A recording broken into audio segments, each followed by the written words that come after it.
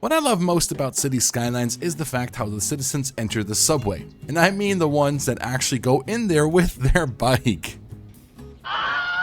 Metros are a vital part in running a successful city in order to get citizens off of the roads, out of their cars. Clearly, there is no animation for citizens to get off or even on their bikes. When they reach a destination, the bike just despawns. So I wonder why they didn't make it so that the bike despawns before they drive down subway stairs.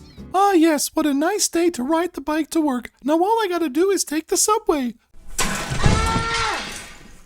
Another hilarious thing for me is in the pedestrian area, so you need Plazas and Promenades DLC, one of my favorite DLCs by the way, but within these pedestrian areas you can have various policies simply for these areas. And the one I find hilarious is the sugar ban, because simply one downside of this is the crime rate goes up by 20% due to some citizens starting to smuggle illegal candy bars. What is this, the Chocolate Syndicate? Hey, you looking for some sweets? I got it all. Mars, Snickers, even that imported stuff, Toblerone, Triangle Cuts, pure quality, just 50 bucks a bite, but you did not get it from me. Another funny thing to me is that cars don't even care about pedestrian crossings or any type of vehicles. Did you see that bike? He was just speeding on through. I can say it's funny because it's just a game. Look at the green car. Whoosh. Doesn't even care that there's a kid on a bike. Could you believe that? Look at that one. And he was parking there anyway. Like, cars don't care. The citizens don't care about each other. I think it would. Oh my god. Grandpa almost got run over, dude. That is hilarious in my opinion. Look at that. They don't even care. Doesn't matter. Just ride on through.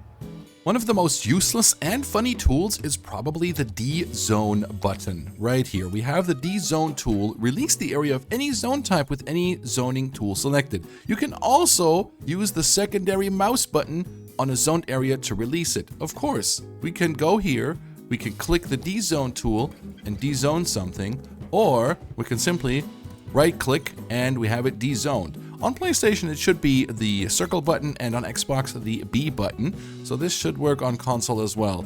Not sure why they added this in here when you can just do that with your secondary mouse button or other buttons on console. I just think it's kind of funny. Moving on to relocating buildings. Now we have this neat fire station here and we can change where it is. So if we want to relocate it, we select the building, click on the relocate, and then for the small price of 2,400 credits, we can relocate the building. Yes, now that is cheaper than simply placing a new fire station, which would cost 12,000. So if we were to delete this fire station because we want to place it somewhere different, we would have to pay 12,000 credits. Of course, because apparently it's cheaper to pick up an entire building and move it across town. I mean, honestly, teleporting buildings might be the most efficient thing in this game. It's budget-friendly magic, and I love it. Now, we do know that our beloved Chirpy acts as the in-game social media network right up here. And a funny thing is that these chirps, they are pretty funny at times. And the funniest thing to me is that even when you add policies that are super beneficial to your city, like encourage biking, it reduces traffic, it makes the citizens healthier, people will still find a way to complain about that on social media.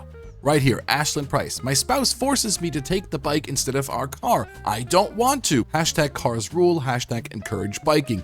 So these little things pop up every now and again, whatever or no matter what benefit you give your city with these policies.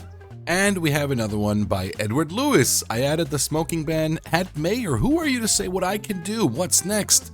And sandals with socks, hashtag not cool, hashtag I want freedom. I mean, honestly, it's just like real life social media. Am I right? Next up, what I find really funny is that there is sort of a anarchy to the vanilla game with some buildings. Now we know that for some parks, we can grab our pedestrian walking paths and connect them to these nodes, and your citizens will use them to cross through, and everything is fine and dandy. However, there are some parks, specifically the Pond Park, which came with the Hotels and Retreats DLC, and if we place this park down, there are nodes as well. So if we grab our pedestrian path now, we can't connect to these nodes, nope. Not possible. There are some nodes, though, that can be connected where I don't think they should be. Now, let's check out this node right here. Aha, it works. Let's check out this node. It works as well. Let's check out this node. Look at that, it works.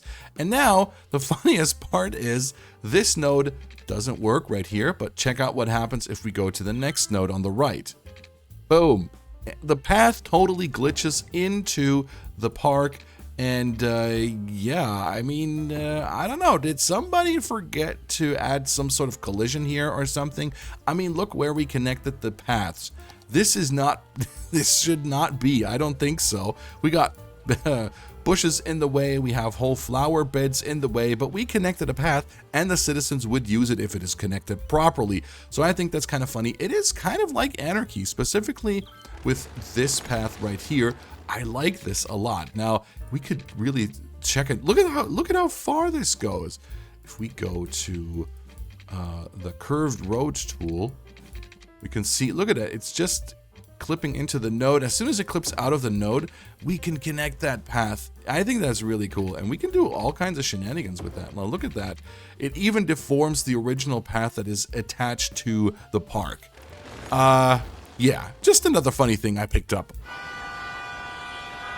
Ah yes, good old city Skylines traffic. I find it so funny that the traffic AI is programmed to only switch lanes at nodes, and so it makes for these long tailbacks, which is kind of funny that some people do it, but not all people.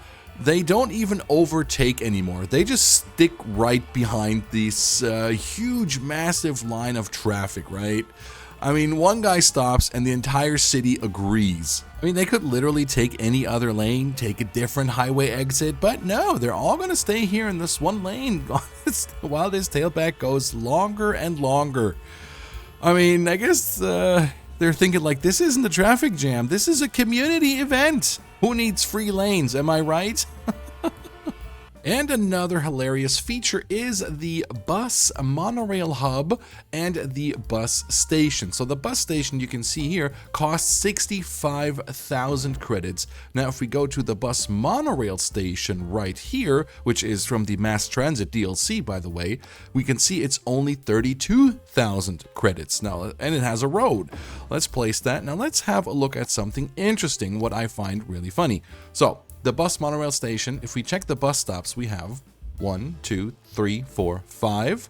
On the other side, 1, 2, 3, 4, 5. So we have 10 bus stops, 5 on each side, where we can connect create a bus line.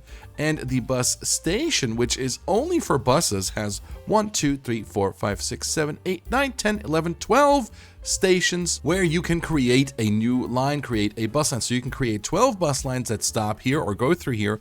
And here you can get 10 lines for half of the price. Yeah, I think I'd rather go with this one. It has monorail connection and a road attached even. Yeah, I don't know why they would do that. It's like buying a combo meal because it's cheaper than buying just the fries.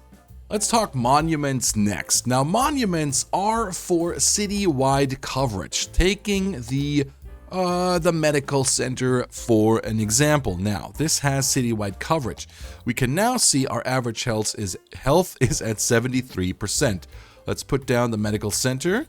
Boom. There, you will see the health bar increase steadily. So when you place any type of service, the coverage will show in the form of the green roads. Now, I do know that technically these green roads or the coverage doesn't necessarily mean the actual range of the service, but rather the effects on like land value or citizen happiness within that area. However, I still think it is kind of weird that even though the healthcare monument has citywide coverage, it does not show these roads in certain areas turn green. So there's no coverage technically in these areas, which is kind of wild because we are at the moment at 99% health, average health. Everyone in our city is doing really good. This is citywide coverage, but it doesn't show on these roads right here. So yeah, healthcare coverage unlimited, visualization optional. And I also love in game that we have literal hundreds of people waiting at public transportation stops, be it bus stops, tram stops, in the metro, trains. People will pile up, will clump in here just to get on that bus. In this case right here, you can see we have almost 600 people. We have 600-ish people waiting for their bus. Yeah, that's another thing I find kind of hilarious in game. Obviously, you can negate that by adding more vehicles, adding bigger or higher capacity vehicles. But yeah, I just think it's funny that none of these people think to themselves, hey, the bus holds like 50 spots, 60 spots. We're 600 people here. There's no way we're all going to fit in here. I think that is kind of funny. I want to give a quick but huge shout outs to my YouTube members and patron supporters. We have Serhi, Astro, V1 Rotate V2, John Penner, Sean Mzamfa, and Jukaboa. Thank you so much for the support. I really appreciate it. Oh, and by the way, everyone, I just finished setting up a brand new Discord. So if you're interested, the link is in the description below.